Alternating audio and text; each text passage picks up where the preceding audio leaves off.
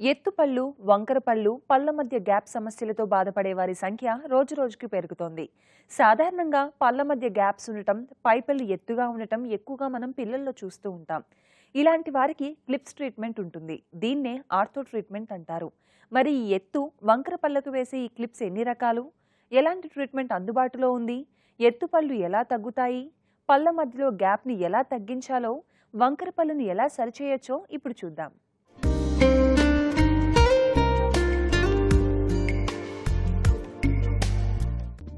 నేడు చాలా మంది రకరకాల పంటి సమస్యలతో బాధపడుతున్నారు. వాటిలో ముఖ్యమైనవి ఎత్తు, వంకర పళ్ళు. సాధారణంగా చిన్నప్పుడు పిల్లలకు సీసాతో పాలు పట్టడం, పిల్లలు ఏడవకుండా నోటిలో పాలపీక పెట్టడం వల్ల, కొంతమంది పిల్లలు నోటిలో వేలు పెట్టుకుని చప్పరిస్తూ ఉండటం, అలాగే వేలు నోట్లో పెట్టుకుని చప్పరిస్తూ నిద్రపోవడం, మరికొంతమంది పిల్లలకు ఎక్కువగా జలుబు చేయటం వలన ముక్కుతో గాలి పీల్చుకోవటం కష్టమై నోటితో గాలి పీల్చుకోవటం అలవాటైపోతుంది. పళ్ళు పుచ్చిపోయి ఊడిపోవటం, తీసివేయడం వల్ల ఆ స్థానంలో వచ్చే శాశ్వత పళ్లకు సరిపడ స్థలం లేకపోవడం వల్ల ఒక పన్నుపై మరొక పన్ను వచ్చే అవకాశం ఉంది. ఈ విధంగా అనేక కారణాల వల్ల ఎత్తుపళ్ళు వస్తాయి. ఎత్తుపళ్ళు, వంకర పళ్ళు, ఎగుడు దిగుడు పళ్ళు ఉన్నవారు తప్పనిసరిగా ఆ పళ్లను సరిచేయించుకోవాలి.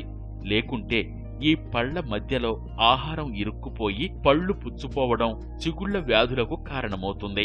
ఈ విధంగా ఉన్న పళ్లను వరుస క్రమంలో పెట్టడానికి స్థలం లేకపోవడం వలన పళ్ల మధ్య నుండి ఇరువైపులా పై దవడ, క్రింది దవడలోనూ 4 పళ్లను తీసివేయవలసి ఉంటుంది. ఈ ఖాళీ స్థలంలోకి వంకరగా, ఎగుడు దిగుడుగా, ఎత్తుగా ఉన్న పళ్లను ప్రత్యేకమైన క్లిప్స్, రబ్బర్ బ్యాండ్స్ సహాయంతో పలు వరుసను క్రమ పద్ధతిలో రావడానికి చికిత్స చేస్తారు. ఈ చికిత్సనే ఆర్థోడాంటిక్ చికిత్స అంటారు.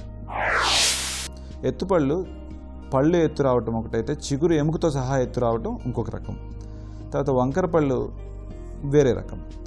ఈ దవడ పెరుగుదల అప్పుడు మనకి రావాల్సిన సైజ్ కంటే ఇంకా ముందుకి ఎక్కువగా అనిపించి పెదము మూసుకునేదానికి అందనంత ఎత్తు వచ్చినప్పుడు చూసేదానికి మన చిరునవ్వు అంత ఇష్టంగా ఉండదు. కాబట్టి ఈ ఎత్తుపళ్ళు మనం సరిచేసుకోవాల్సి ఉంటుంది. వంకర పళ్ళు, సందుపళ్ళు ఇవి రావడానికి మళ్ళీ వేరే కారణాలు. మన దవడ ఏదైతే ఉందో, పై చిగురు దవడ కానీ కింద దవడ కానీ, ఈ దవడలో ఒక్కొక్క పన్ను అమరి ఉంటుంది. ఈ అమరి వచ్చేటప్పుడు ఈ పళ్ళు సైజు కానీ మన దవడ సైజుకి మ్యాచ్ కాకపోతే మనకి ఈ ఇబ్బందులు వస్తుంటాయి అన్నమాట. దవడ సైజు ఎక్కువైపోయి పళ్ళు సైజు చిన్నయ్యాయి అనుకోండి, అంటే అన్ని పళ్ళు కలిపిన సైజు చిన్న అయితే మనకి పళ్ళ మధ్య సందులు వచ్చి అసహ్యంగా కనిపిస్తూ ఉంటుంది.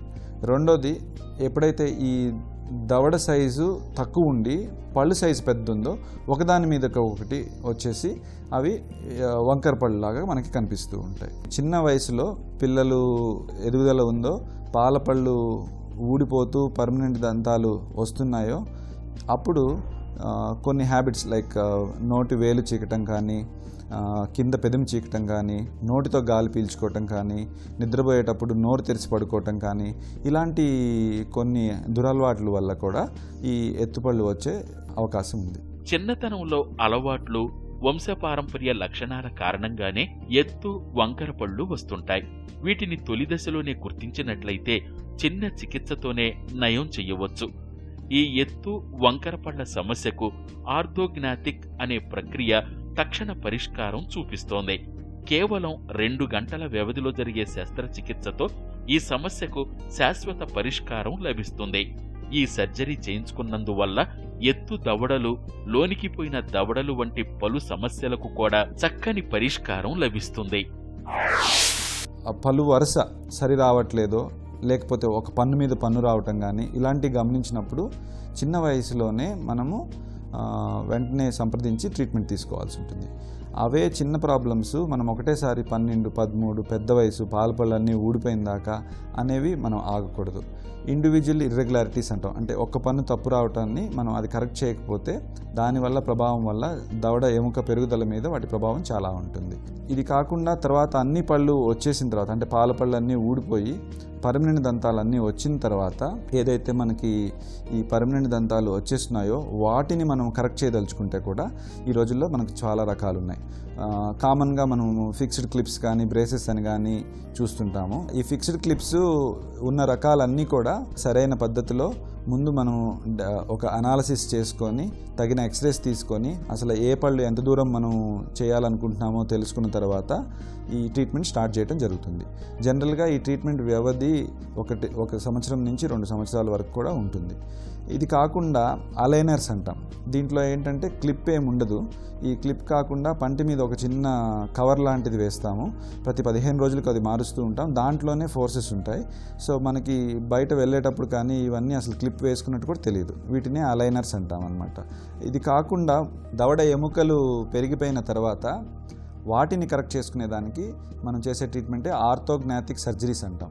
ఆర్థోగ్నాథిక్ సర్జరీస్ అంటే దవడ ఎముకని కరెక్ట్ చేసుకోవటం. కింద దవడ ముందుకు వచ్చి అసహ్యంగా కనిపించినప్పుడు కానీ పై దవడ ముందుకు వచ్చి అసహ్యంగా కనిపించినప్పుడు కానీ సర్జికల్ రూపంలో వీటిని సరిచేసి లోపలికి తీసుకెళ్ళటం జరుగుతుంది. కొంతమందికి చాలా అరుదుగా పన్నుపై పన్ను కనిపిస్తుంది. పాలపళ్ళు చాలా బలంగా ఉండి నిర్దిష్ట సమయంలో ఊడకుండా ఉంటాయి.